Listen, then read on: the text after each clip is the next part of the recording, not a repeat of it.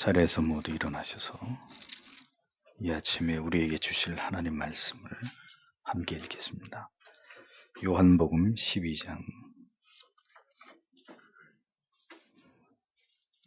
12장 44절에서 50절까지의 말씀입니다. 다 함께 한 목소리로 읽겠습니다. 예수께서 외쳐 가라사대 나를 믿는 자는 나를 믿는 것이 아니요 나를 보내신 이를 믿는 것이며 나를 보는 자는 나를 보내신 이를 보는 것이니라. 나는 빛으로 세상에 왔나니 물은 나를 믿는 자로 어두움에 거하지 않게 하려 함이로라. 사람이 내 말을 듣고 지키지 아니할지라도 내가 저를 심판하지 아니하노라. 내가 온 것은 세상을 심판하려 함이 아니요 세상을 구원하려 함이로다. 나를 저버리고 내 말을 받지 아니하는 자를 심판할 리가 있으니 곧 나의 한 그 말이 마지막 날에 저를 심판하리라. 내가 내 자유로 말한 것이 아니요 나를 보내신 아버지께서 나의 말할 것과 이를 것을 친히 명령하여 주셨으니 나는 그의 명령이 영생인 줄 아노라. 그러므로 나의 이르는 것은 내 아버지께서 내게 말씀하신 그대로 이루노라 하시니라. 아멘. 자리에 앉으십시오. 마지막 날에 저를 심판하리라, 이런 제목으로 하나님 말씀을 전하도록 하겠습니다. 구약과 신약의 성경을 모두 합해서 가장 중요한 성경의 중심 주제는 예수 그리스도이십니다. 예수 그리스도는 누구이시고 그가 말씀하고 계시는 복음의 참된 의미와 그리고 올바른 신앙의 정의는 무엇인지 성경을 통해서 이것을 올바르게 깨닫지 못한다면 결코 구원의 길로 행할 수 없다는 것을 우리는 분명하게 유념해야만 합니다.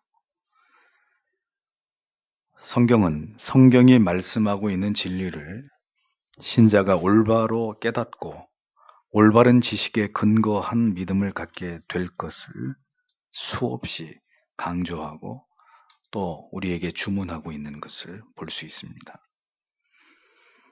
오늘까지 목회를 하고 성경을 연구하면서 여러분에게 분명하게 말씀드리고 싶은 한 가지는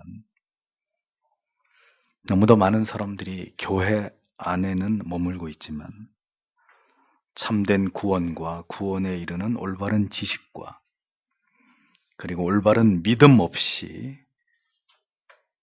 그저 너무도 단순한 종교 생활을 유지하고 있는 것만으로 자신의 영혼의 구원의 문제가 해결되었다고 믿는 착각에서 벗어나지 못하고 있다는 사실입니다. 이것은 부인할 수 없는 너무도 안타까운 현실입니다. 그래서 언제나 여러분에게 말씀드리는 것은 성경이 무엇을 강조하는지를 결코 놓치지 않는 그런 신자들이 되셔야 한다는 것입니다. 우리는 무엇을 알고 깨달으며 어떤 진리를 추구할 것인지를 복음 안에서 선명하게 제시받아야 합니다. 그리스도의 생애가 우리에게 무엇을 보여주고자 하시는 것이고 주께서는 공생애 가운데 어떤 말씀을 우리에게 강조하시고 남겨놓으셨는지를 깊이 영적인 현미경으로 그것을 관찰하듯이 신자는 그 말씀을 들여다보고 헤쳐봐야 될 필요가 있는 것입니다. 언제나 여러분들에게 강조하고 또 강조하는 바는 진리에 대한 구원의 도에 관한 관념적이고 피상적인 이해는 차라리 진리에 대해서 아무것도 알지 못하는 것보다 더 위험한 것이라는 것을 잊지 않으셔야 된다는 겁니다. 예수 그리스도께서는 맹목적인 율법주의 속에 갇힌 채로 전혀 하나님의 뜻을 올바르게 이해하지 못하고 있었던 유대주의 종교 지도자들을 비롯해서 모든 그 시대 이스라엘 사람들에게 하나님께서 그의 독생하신 성자 예수 그리스도 자신을 통해서 그 하나님께서 이루고자 하시는 그 구원의 궁극의 계획과 그 위대하신 뜻을 전하시는 일을 위해서 그분은 모든 수고와 노력을 아끼지 않으신 삶을 사셨다는 것을 복음서는 우리에게 보여줍니다. 그분은 한결같이 자기가 누구인지에 대한 주제의 말씀을 줄곧 설명해 오셨습니다. 자신이 누구인지를 올바르게 깨닫고 자신을 메시아로 인정하고 그 발 아래 엎드려서 죄를 회개하고 주의 자비와 긍휼을 구하는 자들이 되기를 주님께서는 항상 죄인들에게 바라고 원하셨습니다. 그것이 바로 성부 하나님 아버지께서 정하신 구원의 방법이고 주님께서는 죄인들을 그들의 영혼을 구원하시기 위해서 이 땅에 오신 목적이었기 때문입니다. 그리스도를 구주로 하나님의 아들로 인정하지 않고는 결코 구원받을 길은 없습니다. 그러하기에 주님은 자신이 하나님의 아들이심과 그가 어떻게 죄인들의 구속을 이루실지에 대해서 그토록 간곡하게 설명하고 또 설명하신 것을 볼 수 있는 것입니다. 그러나 또 한편 그렇게 주님께서는 복음을 전하셔도 이 복음의 참된 의미를 깨닫고 이해할 자들은 결코 다수가 아닐 거라는 사실을, 이 역설적인 사실을 주님은 정확하게 알고 계셨던 분입니다.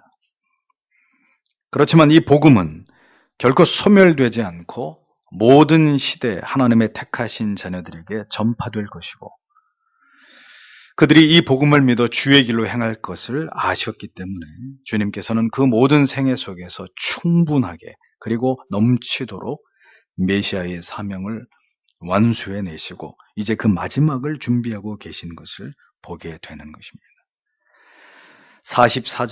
44절에서부터 시작되는 주님의 말씀은 요한의 예수 그리스도에 대한 회상과 그의 공생에 대한 평가의 연장선인지 아니면 36절에서부터 이어지는 구절인지 여전히 많은 신학자들은 그 위치를 정확하게 규명하지 못하고 있습니다. 중요한 것은 주님께서 이같이 마지막 순간까지도 복음의 핵심이 되시는 말씀을 증거하시는 일에 조금도 시간을 허비하지 않으시면서 주께서 하셔야 될 모든 말씀을 증거하셨다는 사실입니다. 44절, 45절을 보면 예수께서 외쳐 이르시되 나를 믿는 자는 나를 믿지 아니하고 나를 보내신 분을 믿으며 45절에 나를 보는 자는 나를 보내신 분을 보느니라 이렇게 말씀하셨습니다. 그리스도께서 메시아이심과 하나님의 아들이심을 그리고 하나님과 하나이심을 밝히신 것에 대해서 결코 이것을 수용하지 않고 오히려 이 같은 예수 그리스도의 자기 설명에 대해서 분노하고 참남하게 여기는 자들에게 주님께서는 마지막으로 다시 하나님과 자신의 완전한 하나됨의 관계를 설명하고 계셨습니다. 이것은 유대인들에게 계속 반복적으로 던지셨던 메시지입니다. 하나님은 나의 아버지시다. 그분은 나와 하나이시다. 나는 그분의 말씀을 전하고 있는 자이다. 주님은 분명히 이르시기를 나를 믿는 자는 나를 믿는 것이 아니라 나를 보내신 분을 믿고 있는 것이다. 나를 보고 있는 자는 나를 보는 것이 아니라 나를 보내신 분을 보고 있는 것이다. 여러분, 이 예수 그리스도의 이러한 표현은 유대인들이 듣기에는 엄청난 어떤 표현과 굉장히 도발적인 그런 말씀이었던 것을 우리는 알 수 있습니다. 이것은 결코 유대인들이 쉽게 수긍하고 그 예수님의 말에 동의하고 제창할 수 있는 그런 내용의 말씀이 결코 아니었습니다. 복음은 엄청난 이야기입니다. 신앙을 가지지 않고는 절대로 들어줄 수 있을 법한 그런 이야기가 결코 아닙니다. 복음은 누구나가 들을 만한 그리고 이해할 만한 내용이 절대로 아닙니다. 신앙이 없으면 하나님이 택하신 자들이 아니라면 도저히 들어줄 수 없는 그런 내용으로 가득 차 있는 것이 복음입니다. 누구나 듣고 고개를 끄덕거릴 수 있는 그런 내용이 결코 아니라는 이야기입니다. 그것이 예수 그리스도께서 이 땅에 오셔서 그분이 일관되게 자기에 관해서 전파하신 복음의 내용이었습니다. 당시의 유대인들의 사고 속에서는 도무지 받아들일 수 없는 파격적인 주제의 말씀, 그러한 내용이었고, 또 주님이 행하시는 그 행보 자체가 거침없는 그러한 행보였다는 것을 성경은 우리에게 보여줍니다. 메시아가 베들레헴에서 그 촌 구석에서 태어나셨다는 사실부터, 그렇게 자칭 메시아라 주장하는 그가 전혀 무명한 자 같고 그런 외모를 가지고 있고 비루함을 가졌다는 사실까지, 결코 하나님께서 눈을 열고 마음을 열어서 그리스도가 메시아이심을 믿게 하실 자들이 아니라면 그 무엇으로도 그리스도와 그리스도께서 증거하시는 말씀이 절대로 진리일 수 없다고, 그렇게밖에 생각하지 않을 수 없는 그런 말씀을 주님께서 줄곧 해오셨단 말이죠. 당시 유대인들은 어찌 저 예수 같은 자가 하나님과 동일한 인물이고 그의 아들일 수 있겠느냐. 여러분, 그것을 그들이 어떻게 수긍할 수 있었겠습니까? 어찌 그들이 기대한 메시아가 자신들을 로마의 압제로부터 벗어나게 해줄 정치적 메시아가 아니라는 사실에 대해서 어떻게 그것을 유대인들이 쉽게 수용할 수 있었겠습니까? 불가능한 이야기였습니다. 그 시대에 다수의 이스라엘 사람들에게 외쳐졌던 복음은 그런 것이었습니다. 내가 하나님의 아들이다. 내가 하나님이다. 내가 아버지의 말씀을 전하고 있다. 한마디로 미친 소리에 지나지 않았던 거죠.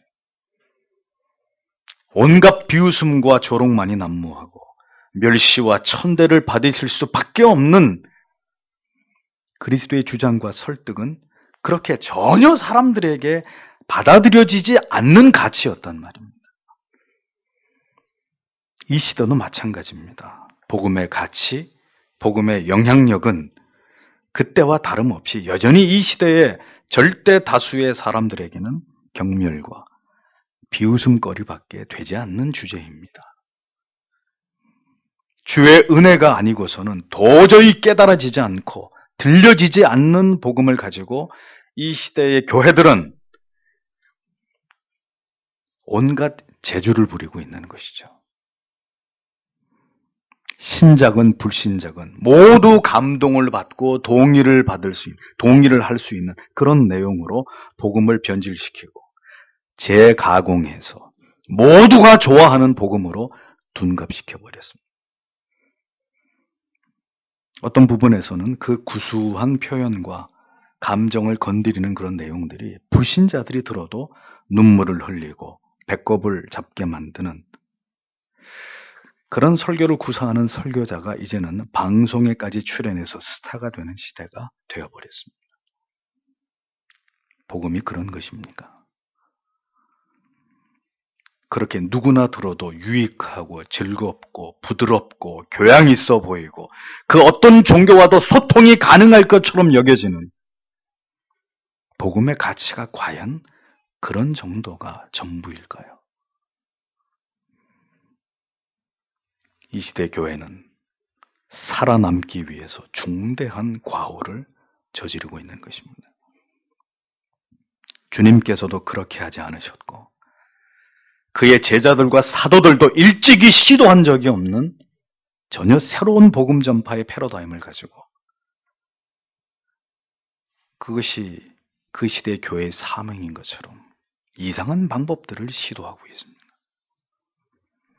차라리 그것이 순수한 복음이면 그나마 나을지 모르겠습니다. 심각한 문제는 모두가 들어서 좋고 편안한 복음이 아닌 사람의 말로 영혼들을 유린하고 참된 믿음이 아닌 길로 그들을 미혹하고 있는 그러한 시대 속에서 우리가 지금 예수를 믿고 있다는 겁니다. 주님께서는 자신을 믿는 것이 하나님을 믿는 것이며 자신을 보는 것이 곧 하나님을 보는 것이라고 누구도 감당하기 힘든 말씀을 던지고 계셨습니다. 그렇지만 이 말씀은 누구도 부인할 수 없는 진실이었습니다. 이 엄청난 진리를 받아들일 수 있는 사람만이, 받아들일 수 있도록 예정된 사람들만이 성도가 되는 것입니다. 당신은 의심할 여지가 없는 명백한 죄인이고 예수 그리스도를 믿음으로 구원과 영생을 얻을 수 없다면 기필코 당신의 영혼은 불타는 지옥의 유황불에 던져지게 될 것입니다. 라는 이러한 황당무계한 말에 거꾸러지는 사람이 진정한 신자가 되는 것입니다. 복음은 하나님께서 말씀하신 그 계시의 진실을 그대로 전달하는 것입니다. 더하거나 빼지 말고, 더 완곡하게 하거나 더 과장하지도 말고 사실 그대로를 전하는 것입니다. 그것이면 충분한 것이죠. 믿을 자는 그 말씀만으로도, 그 단촐한 진리의 몇 마디만으로도 하나님 앞에 무릎을 꿇게 되어 있는 것입니다. 그것이 복음의 능력이기 때문이에요. 예수 그리스도가 자신의 구원자라는 사실을 복음을 들을 때 하나님의 사람들은 분명하게 깨닫게 되기 때문입니다. 이것이 주님께서 말씀하시는 내용의 진의였습니다. 주님께서는 달리 표현하지 않으셨습니다. 다른 말로 빙 둘러서 말씀하시는 법을 주님은 알지 못하십니다. 진리를 들으면 깨닫고 돌아올 하나님의 자녀들을 상대로 주님은 그런 불필요한 수고를 하실 아무런 이유가 없으신 분이십니다. 마시는 사탕의 유혹을 받고 사탕을 입에 물었습니다. 그래서 입 안에서 사탕을 점점 녹여가고 있는데 그 사탕이 입에서 녹아 들어갈 때 계속 단맛이 나는 게 아니라 녹으면 녹을수록 입 안에서 쓴맛이 난다면 끝까지 그 사탕을 입에 물고 있을 사람이 있겠습니까? 뱉어버리겠죠. 달콤하다고 믿었던 기독교의 진리가 시간이 지나갈수록 점점 더 진실의 쓴맛을, 죄의 쓴맛을 느끼게 해주니 그것을 계속해서 견딜 수 있는 사람이 누가 있겠습니까? 기독교의 복음을 달콤하고 그저 감동적이고 그저 사랑과 위로와 힐링으로 그렇게만 여겼는데 진리의 그 원액을 맛보게 되었을 때, 과연 그 진정한 진리의 맛을 보게 되었을 때 그것을 뱉어내지 않을 자가 누가 있겠냐는 거예요. 그것을 꿀꺽 받아 삼킬 수 있는 사람만이 신자가 되는 것입니다. 그리고 이것이 결코 복음의 세속의 문화라고 하는 단맛을 입히지 말아야 되는 중요한 이유가 되는 것이죠. 복음 전파는 사람을 미혹하는 것이 아닙니다. 사람을 속이는 것이 아닙니다.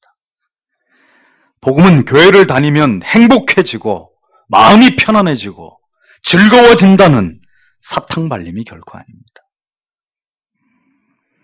예수 그리스도께서 누구이신지, 왜 그분이 이 세상에 오셔야만 했는지, 그리고 그렇게 처참하게 십자가에 달려 돌아가셔야만 했는지, 그것이 당신의 죄와 어떤 밀접한 관계가 있는지를 분명하게 전달하는 것입니다.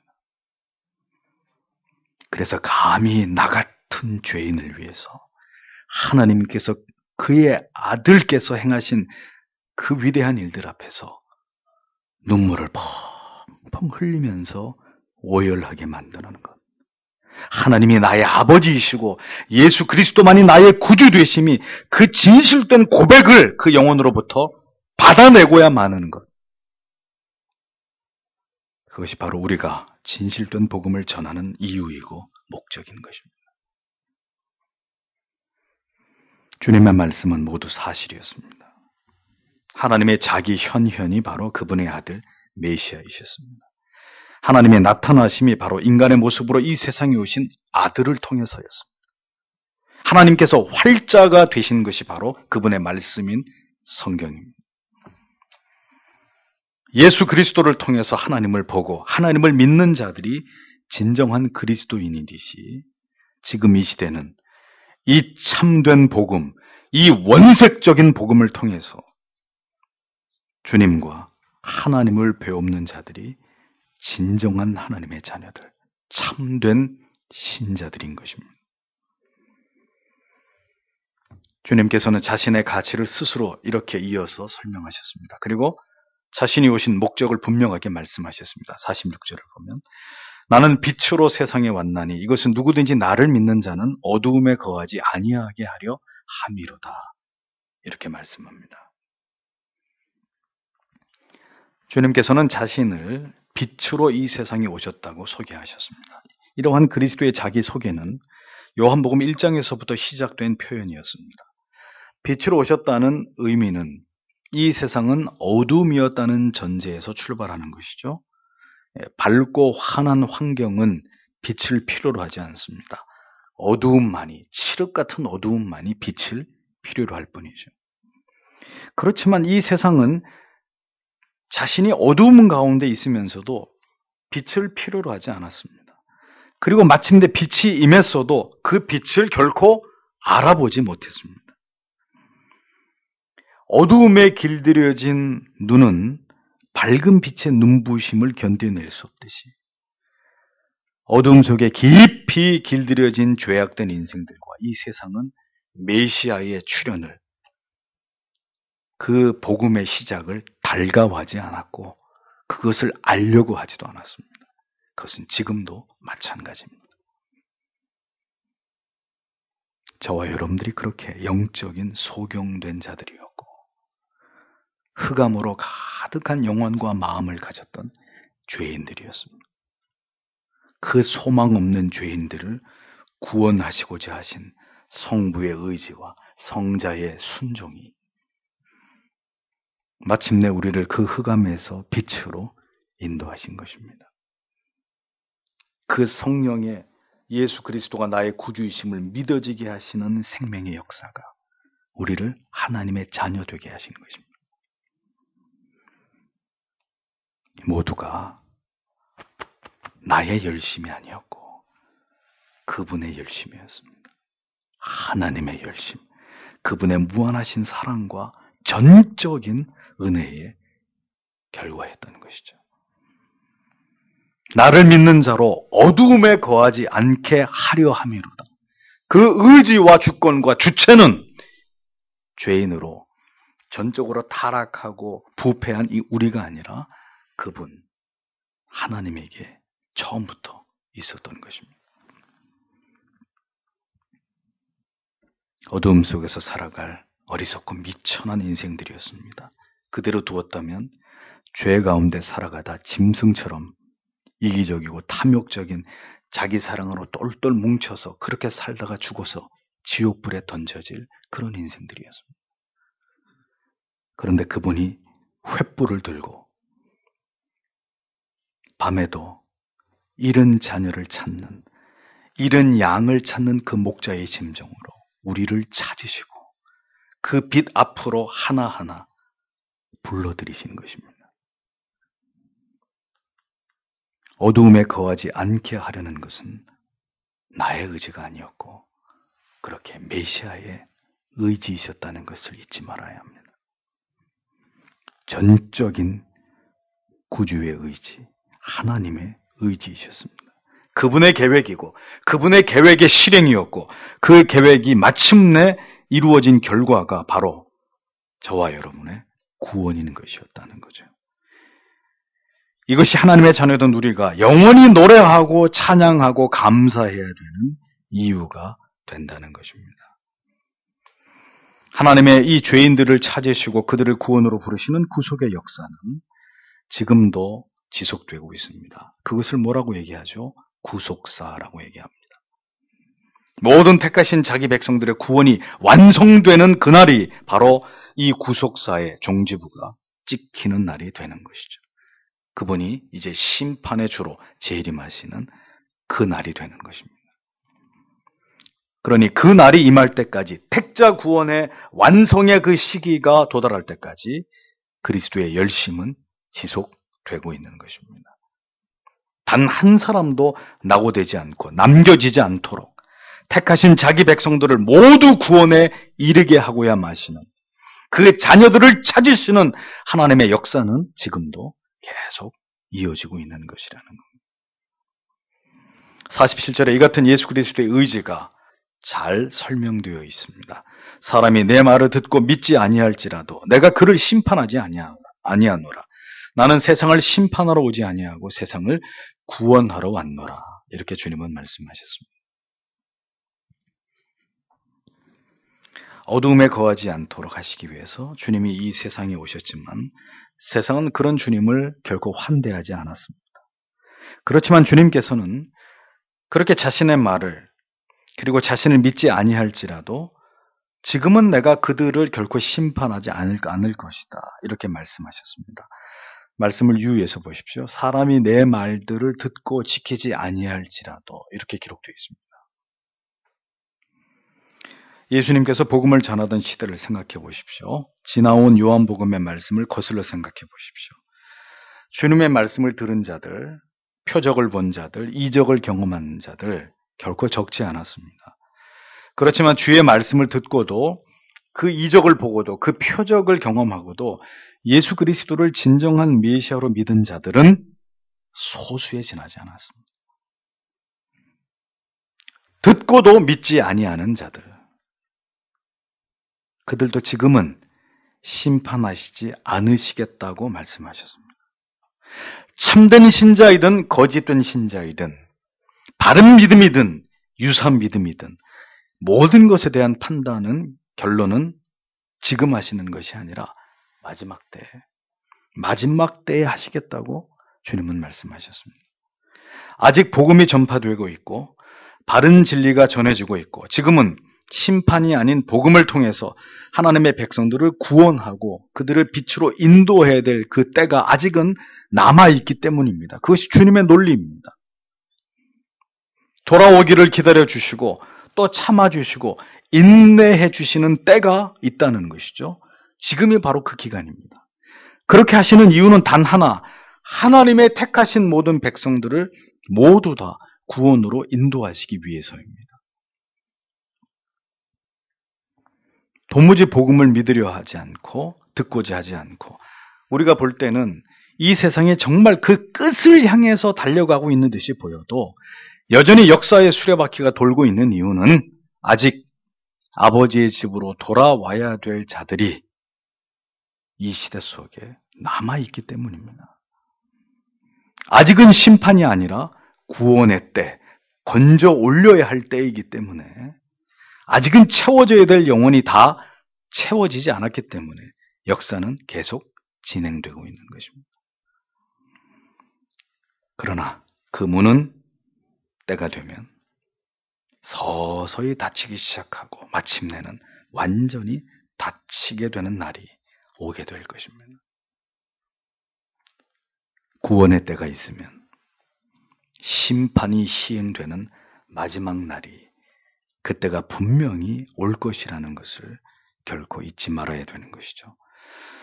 48절을 보면 나를 거절하고 내 말들을 받아들이지 아니하는 자에게는 그를 심판하는 이가 있으니 곧 내가 한 말 바로 그 말이 마지막 날에 그를 심판하리라.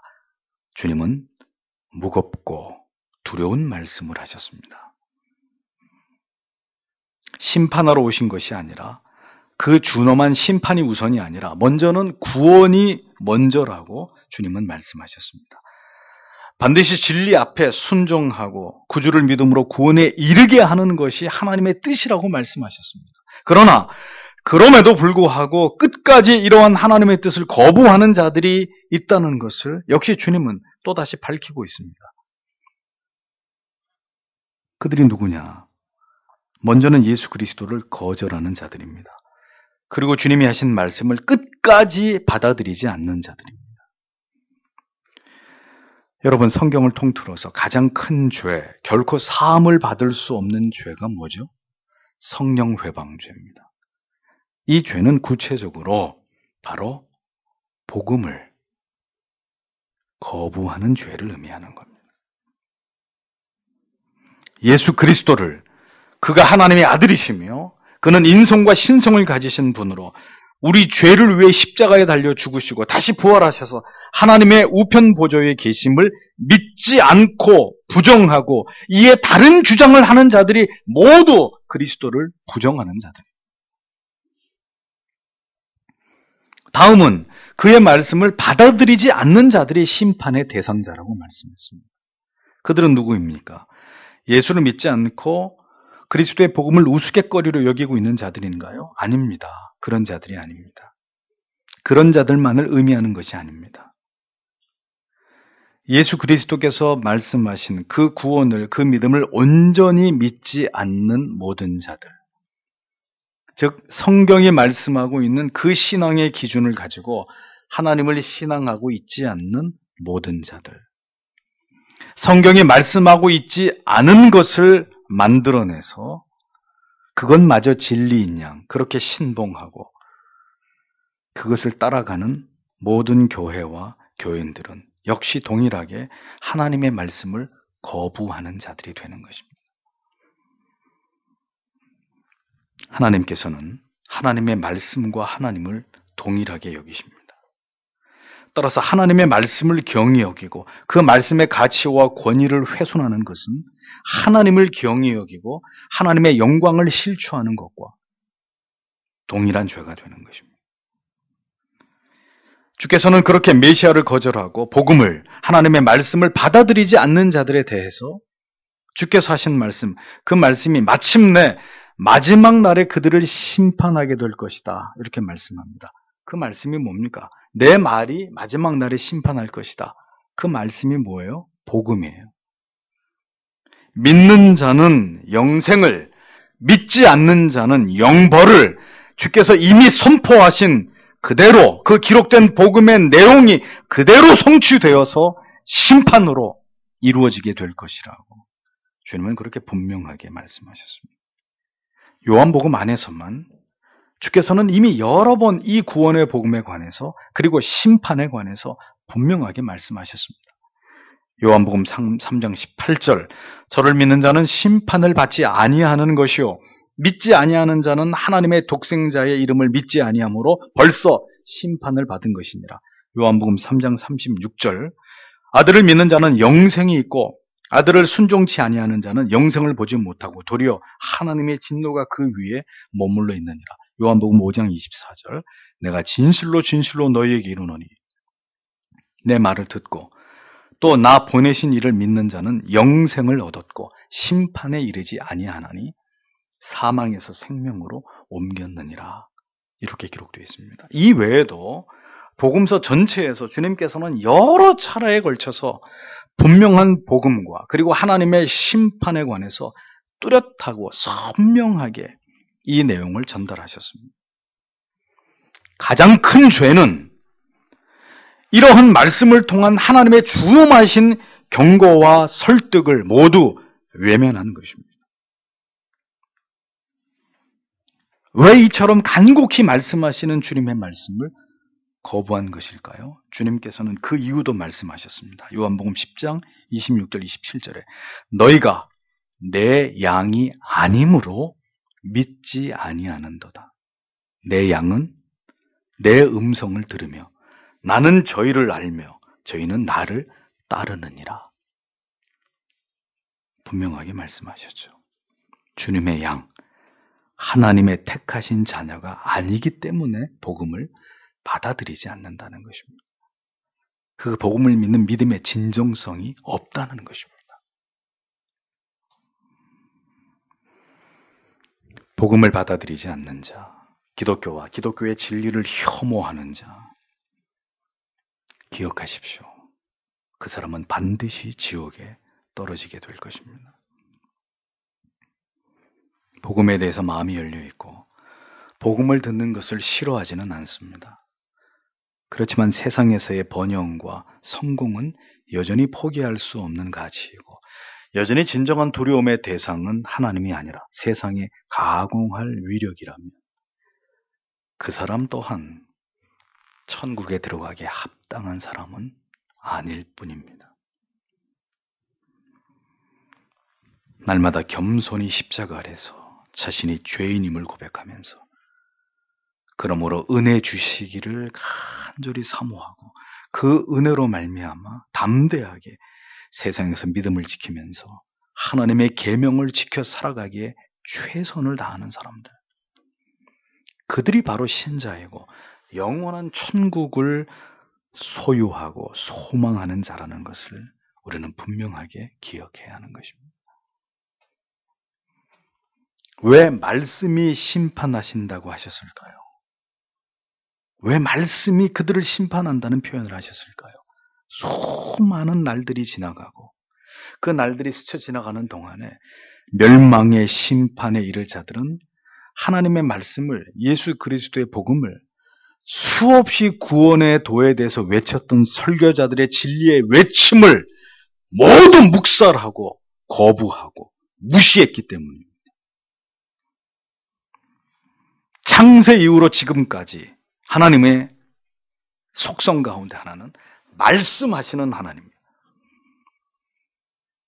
성경을 통해서 반드시 하나님의 백성들에게 찾아오시고 그들의 영혼 가운데 말씀하시고 깨닫게 하시고 회개케 하시고 위로하시고 용기를 베풀어 주시는 하나님이십니다.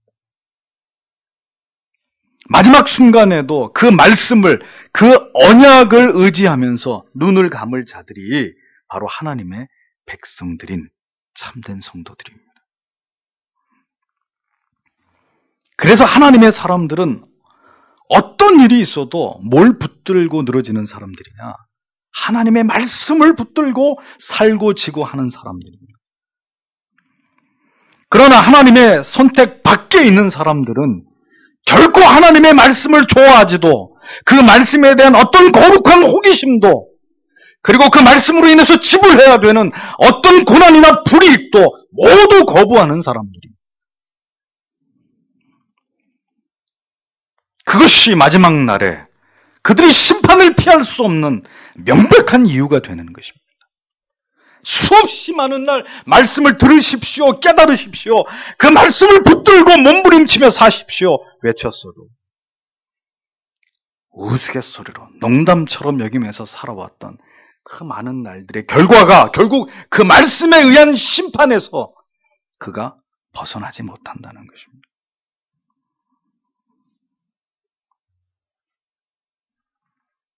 어두움에 거하지 않게 하시는 성삼위 하나님의 자기 백성, 자기 사람들을 향한 그 모든 열심이 이제 멈추게 되는 날, 마침내 심판의 날이 도래할 것입니다.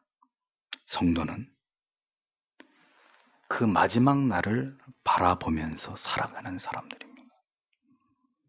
그 날이 임함을 굳게 믿고 그것을 소망 가운데 붙드는 사람들입니다. 기독교의 신앙을 달리 무엇이라고 설명할 수 있을까요? 그 마지막이, 그것이 개인적인 것이든 우주적인 것이든 그 끝이 가장 아름다운 종교, 그것이 바로 기독교의 신앙입니다. 참된 신앙을 지키며 살아가는 일에 있어서 가장 중요하고 반드시 필요한 두 가지가 있는데 그것이 무엇이냐?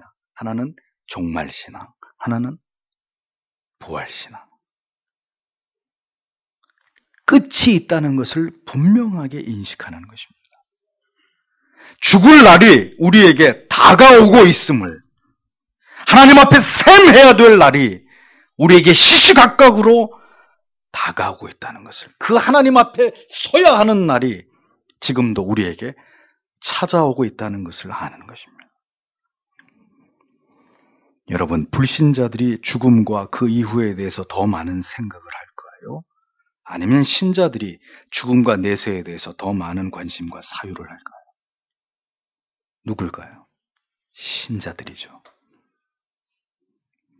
성도들이 더 많이 죽음에 대해서 사유합니다. 왜?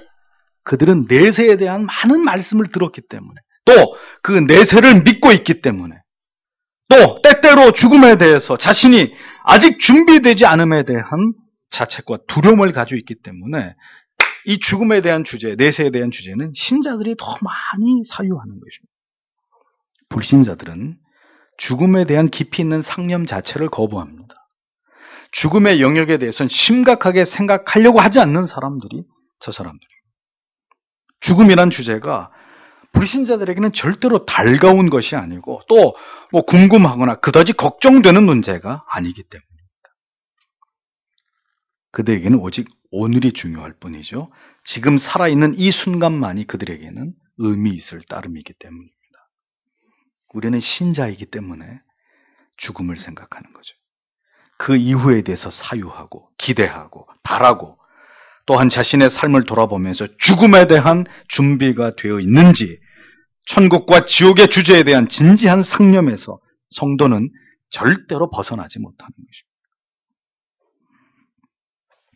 끝이 다가오고 있다는 것을 알아야 하고 다음은 그 끝이 허무와 혼돈 혹은 아무것도 존재하지 않는 무의 상태가 아니라 성도에게 죽음은 곧 영광스러운 부활이고 영생의 시작이라는 확신과 소망이 반드시 우리의 영혼 가운데 확신되어야 합니다. 이러한 사유가 우리로 하여금 현실의 삶에서 보다 열심히 진실되게 성실한 성도의 삶을 살아가게 하는 동기를 제공하는 것이고 우리의 마음을 언제나 일깨워서 하나님께만 고정하게 만드는 촉매제의 역할을 하는 것이기 때문입니다. 그래서 세상은 인간들에게 죽음이 찾아오고 있고 그 이후에 분명히 심판이 존재한다, 내세가 존재한다는 이 진리를 어떻게 해서든 인간의 이 사고 속에서 지우려고 하는 거예요. 그러한 주제들에 몰입하지 못하도록 세상은 끊임없이 우리를 유혹하고 가시적이고 현세적인 어떤 가치들에게 더 집착하고 그것들에 몰두하도록 만드는 것입니다. 분주하게 본질이 아닌 것들을 쫓아서 그런 가치들의 마음을 시간을 허비하면서 살아가도록 교묘하게 우리를 그렇게 회방하는 것입니다. 그렇게 해서 우리가 어떤 존재인지를 자꾸 망각하게 만드는 것이죠. 무엇을 가장 중요한 가치로 여기면서 살아가야 할지에 대해서 자꾸 우리의 정신을 흐리게 하는 것입니다. 우리의 궁극의 미래에 대해서 아무런 대비를 하지 못하도록 영적인 모든 고뇌와 사유를 중지시키려고 하는 작업들을 세상은 계속해서 우리에게 쏟아내는 것입니다.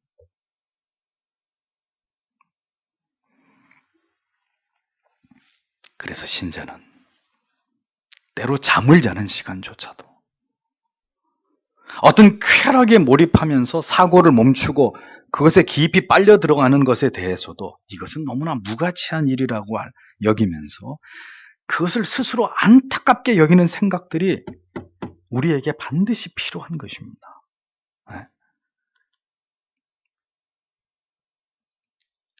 멍청하게 TV를 쳐다보고 있으면서 깨달아야 되는 거죠.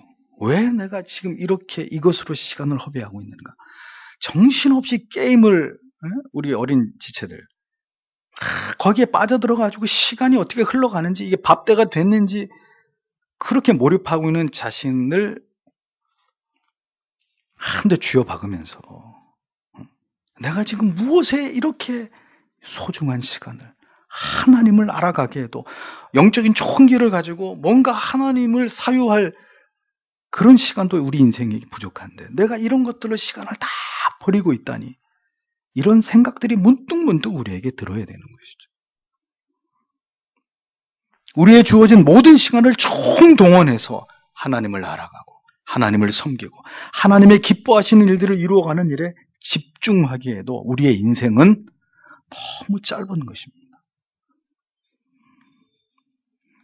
하나님은 공의로우신 하나님이십니다. 노력하고 수고하고 부지런히 찾은 자에게 그 대가를 반드시 허락하십니다. 매일 아침 지혜의 잠언의 말씀을 묵상하시면서 여러분 어떤 깨달음을 얻으십니까? 지혜를 간절히 찾고 사모하는 자에게 하나님이 그것을 주신다는 거예요.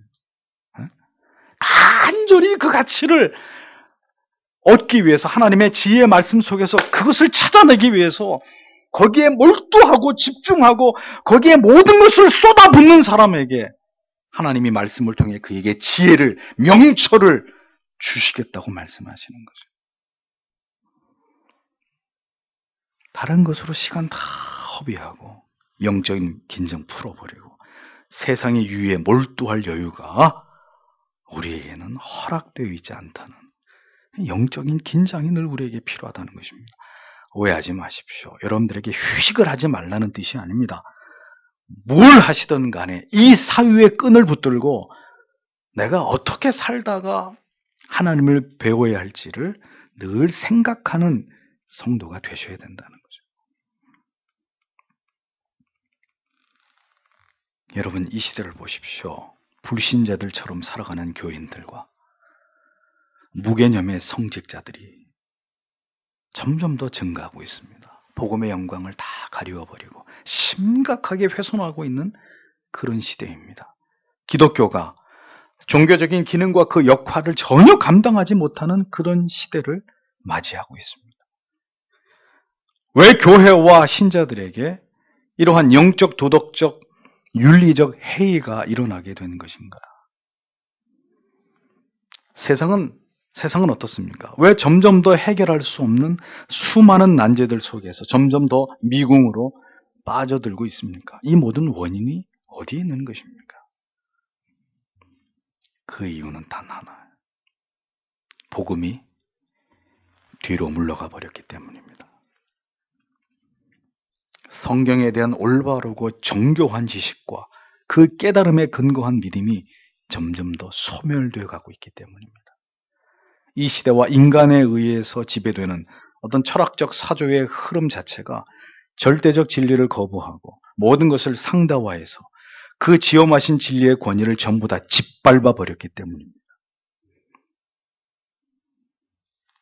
신의 존재를 부정하는 인간이 무엇에도 제한받지 않고 구속받지 않는 자유를 꿈꾸었지만 결국은 그 결과는 이처럼 전 세계가 혼란과 혼돈에서 벗어나지 못하고 재해와 재난, 원인을 알 수 없는 각종 질병, 이런 현재적이고 미래적 두려움에 휩싸여 있는 것이 인류의 한계에 직면한 현실의 모습입니다. 하나님의 자리를 파내버린 인류의 대가란 말이죠.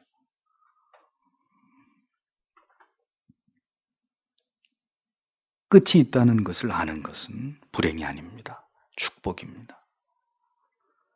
그 마지막을 대비할 수 있다는 것이 기독교의 진리가 죄인인 인간들에게 주는 가장 큰 은총입니다. 주께서는 주의 말씀을, 복음을 거부한 자들에게 이같이 심판이 있게 되는 이유를 설명하시기를 49절에 나는 스스로 말하지 아니하였고 나를 보내신 아버지께서 내가 이를 것과 말할 것을 친히 내게 명령으로 주셨느니라, 이렇게 말씀하시면서 계속해서 그들이 무시하는 자신과 성부 하나님과의 연합된 관계를 변증하고 계셨습니다. 주께서 하신 모든 이 복음의 새 언약은 결국 무시하거나 거부해서는 안 되는 성부 하나님이 주신 명령이고 성부와 성자의 동일하신 뜻이라는 것을 주님은 거듭 밝히고 계셨습니다. 앞에서도 말씀드린 대로 유대인들은 메시아의 권위를 도무지 인정하지 않았습니다.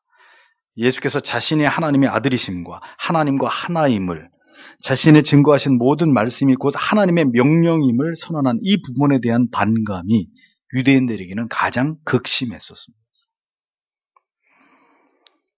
그래서 주님은 아들의 권위를 인정하지 않는 것은 곧 하나님의 권위를 인정하지 않는 중대한 죄다, 이 부분에 대해서 충분히 말씀하시는 거예요. 하나님의 아들로 이 세상에 오신 성자 하나님께서는 어리석은 인간들의 고집, 죽은 전통에 묶여있는 그들의 사고 속에서 자신이 구약의 여러 선지자들이 분명하게 예언했던 그 메시아임에도 불구하고 인간의 모습을 띤 하나님의 아들이라는 개념이 도저히 그들에게는 이해되지 않을 것이라는 것을 주님은 이미 알고 계셨습니다. 그러므로 인간의 모습을 가지신 성자와 성부 하나님과의 관계에 대한 올바른 지식과 믿음과 확신이 있지 않는 한 결코 복음을 받아들일 수 없을 것이라는 사실 또한 주님께서는 잘 알고 계셨음을 볼 수 있습니다. 그러하기에 주님께서는 거듭 자신이 하는 이 모든 말씀은 내 말이 아니라 하나님께서 명령하신 바에 의한 것임을 재차 강조하시는 거예요. 하나님과 동일한 권위로서의 주께서 전하시는 복음이라는 것을 주님은 강조하셨다는 것입니다. 성자와 성부와 성령, 이 성삼위 하나님에 대한 올바르고 균형 잡힌 믿음이 아니라면 그 믿음은 지극히 위험한 믿음일 수밖에 없는 것입니다. 성삼위 하나님 가운데 어느 한 위의 하나님이 소위 지금 말하는 성령시대 이런 말로 그 삼위 가운데 어느 한 분만을 부각시키고 강조하는 이러한 기이한 일들은 절대로 바람직한 신앙이, 올바른 신학적인 그런 표현도, 그런 믿음도 아닌 것입니다. 신앙은 반드시 예수 그리스도를 중심하고 그 그리스도에게 강력하게 접붙여진 신앙이라야 안전한 신앙이 되는 것입니다. 성자 예수 그리스도를 도외시하고 성부 하나님의 임재를 구한다거나 혹은 성령 하나님을 말씀보다 어떤 성령의 은사만을 더 선호하고 귀중하게 여기는 이런 기형적 신앙은 절대로 성경을 통해 용인될 수 없는 올바른 신앙의 모습이 아닌 것입니다. 성부와 성자와 성령이 모두 한 하나님이시지만 특별히 성경의 진리는 인간을 죄에서 구원하시기 위해 도성인신하신 그리스도를 알고 믿는 그 지식이 가장 중요한 지식으로 간주하고 있는 것입니다. 그래서 사도 바울이 뭐라고 했습니까? 내가 예수 그리스도를 아는 그 고상한 지식 이외에는 그 무엇도 알기를 원치 않는다. 분명하게 고백하고 있는 것을 우리가 알고 있지 않습니까? 이 성자 예수 그리스도를 알 때, 그분의 말씀을 올바르게 깨닫고 이해할 때 성부 하나님이 보이고 성령 하나님이 올바로 깨달아지기 시작하는 것이죠. 마지막 50절을 보겠습니다. 나는 그분의 명령이 영존하는 생명인 줄 아노라. 그러므로 내가 무엇을 말하든지 아버지께서 내게 말씀하신 그대로 내가 말하노라 하시니라. 이렇게 기록되어 있습니다. 그리스도의 복음의 핵심은 무엇입니까? 하나님 아버지께서 아들을 통해서 이 세상에 주시고자 하시는 그 모든 메시지의 중심은 바로 딱 한 단어예요. 뭐죠? Eternal Life. 영생입니다. 영생. 영원한 생명. 기독교의 이 복음에 들어있는 가장 위대한 주제. 죄인들에게 메시아가 던지려고 하는 가장 중요한 주제, 영생. 하나님께서 이 세상과 하나님의 백성들을 너무나 사랑하셔서 아들을 이 세상에 보내심으로 그를 믿는 자들을 멸망하지 않고 영생을 주고자 하신 것. 이것이 바로 위대한 이 성경 전체가 담고 있는 주제이고, 요한복음 3장 16절은 이 위대한 주제를, 이 복음을 한 줄로 요약해서 우리에게 전해주고 있는 것이죠. 영생. 신자가 신앙 안에서 추구하는 그 궁극은, 그 끝은 영생이어야만 합니다. 그 영생을 바라보는 믿음이라야 진실된 믿음이고, 그리고 끝까지 배도하지 않을 수 있는 믿음이고, 어떤 시련과 핍박과 환난이 와도 인간의 그 자기 한계의 연약과 상처까지도 뛰어넘게 하는 진정한 믿음이라는 것을 우리는 절대로 잊지 말아야 합니다. 그래서 여러분에게 자주 드리는 질문이 무엇입니까? 무엇을 위한 믿음이냐? 무엇을 바라고 우리는 오늘도 하나님께 나온 것인지를 계속 질문을 던지는 것입니다. 얼마나 많은 이 땅의 그리스도인들이 이 영생을 바라보는 믿음이 아니라 현세의 기복과 삶의 안녕과 번영만을 생각하고 먹고 마시고 시집가고 장가가는 일에 몰두해서 그렇게 이 땅에서의 인생을 다 허비하면서 살아가고 있는지 모릅니다.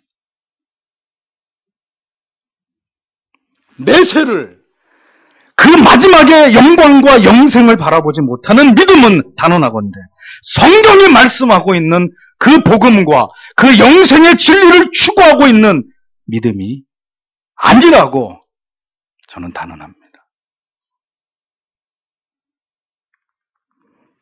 하나님께서는 아들을 통해서 우리를 초대하시는 것이 아닙니다. 명령하셨습니다. 영생을 명령하셨다는 의미가 무엇입니까? 명령이라는 단어는 군사용어입니다. 전적인 복종을 전제하는 것입니다. 군대에서 명령은 지엄한 법입니다. 명령을 따르지 않는 자에게는 죽음이 있을 뿐입니다. 우리는 그동안 복음을 초대라는 말로 많이 사용했습니다. 엄밀하게 말하면 잘못된 표현입니다. 복음은 초대가 아닙니다. 명령입니다. 명령. 제멋대로 복음을 거스리면서 살아가는 자들에게 부드러운 말로 와주시겠습니까? 예수 믿으면 행복해지는데 그딴 시답지 않은 말이 아니란 말이에요. 복음은 초대가 아닙니다. 그렇게 살다가는 죽습니다. 지옥불에 떨어집니다. 당신에게는 기회가 얼마 남아있지 않습니다. 예수를 믿고 영생을 얻으십시오. 하나님의 명령에 복종하십시오. 그것이 복음입니다. 그것이 싫어서 내 얼굴에 침을 뱉든 돌을 던지든 그건 그 사람의 문제고, 우리는 발을 주물러주면서 발 마사지 해주면서 예수 믿으실라오?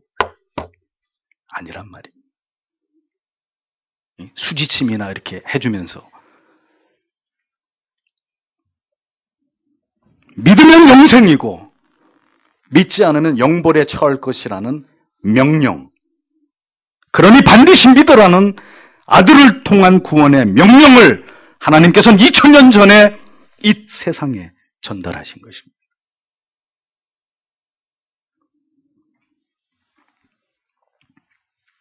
하나님의 언약과 명령을 어긴 아담은 이 땅에 죄를 가져왔습니다.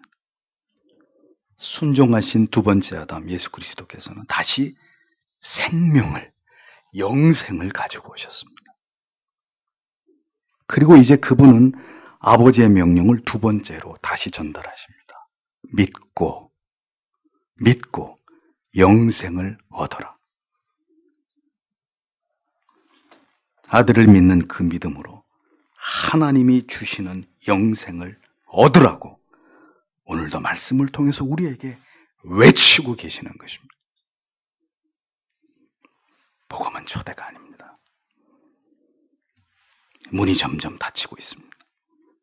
지금 이 순간도 하나님의 심판의 때는 소리 없이 다가오고 있습니다. 그리스도께서 마지막 순간까지 전하시기 위해 그토록 애쓰신 그 복음의 내용이 무엇인지를 절대로 가볍게 듣지 않는 여러분들이 되시기를 바랍니다.